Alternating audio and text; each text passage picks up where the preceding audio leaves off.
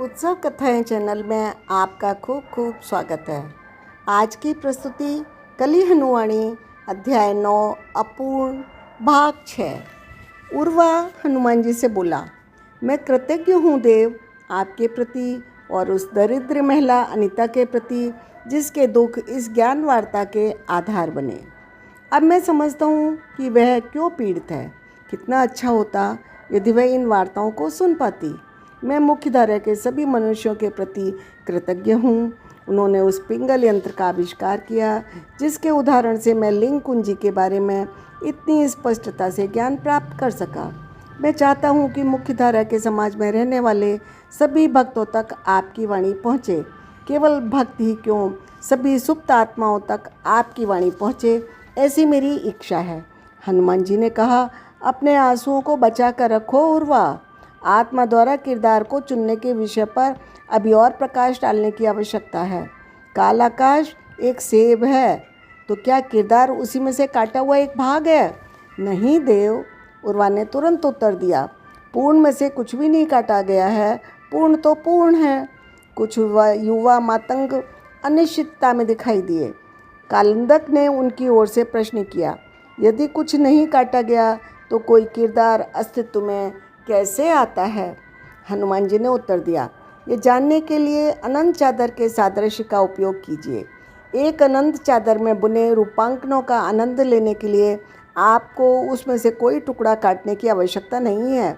आप पूरी चादर को देखने के बजाय उसका एक छोटा सा अंश देखिए।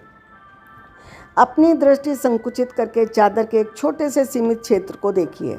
इसी तरह एक आत्मा काल आकाश के गोले को पूर्ण रूप से देखने की बजाय उसके एक अंश को देखती है।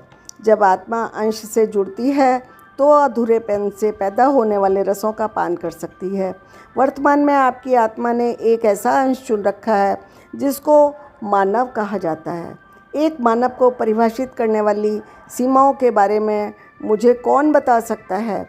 देव, मनुष्य केवल एक न्यूनतम और अधिकतम सीमा के भीतर उर्मी और उर्वा दोनों एक साथ बोल पड़े थे।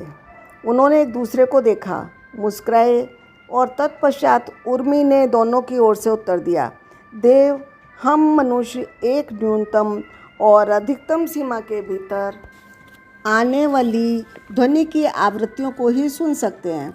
उदाहरणतः हम उन ध्वनियों को नहीं सुन सकते जो हाथी एक दूसरे से बात करने के लिए निकालते हैं।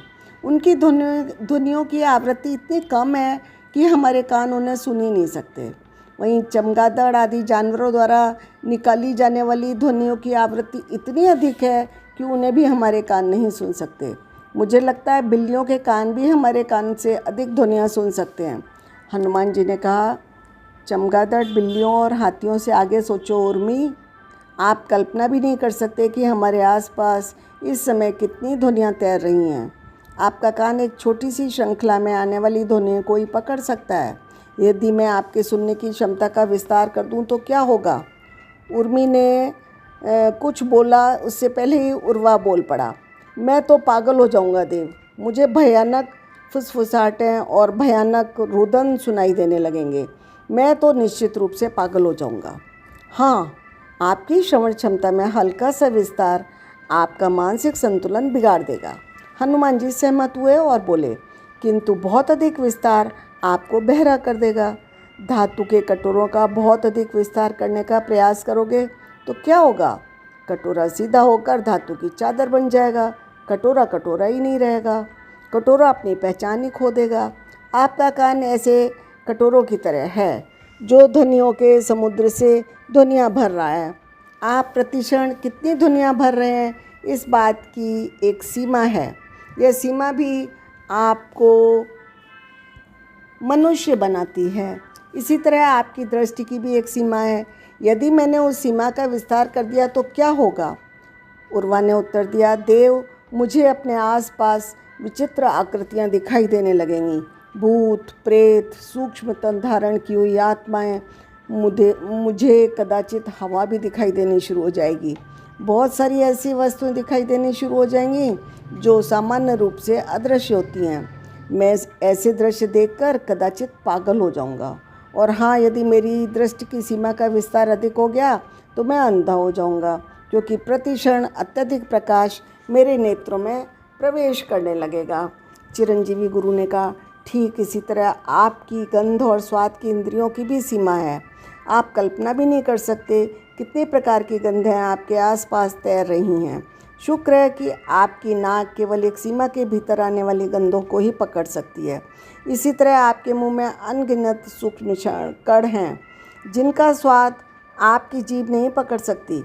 यदि आपकी स्वाद की क्षमता को थोड़ा सा भी बढ़ा दिया जाए तो आप बेचैन हो जाएंगे, और बढ़ा दिया जाए तो स्वाद की इंद्रिय काम करना ही बंद कर देगी। उर्वा बोला, आपने स्पर्श की क्षमता के बारे में नहीं बताया देव।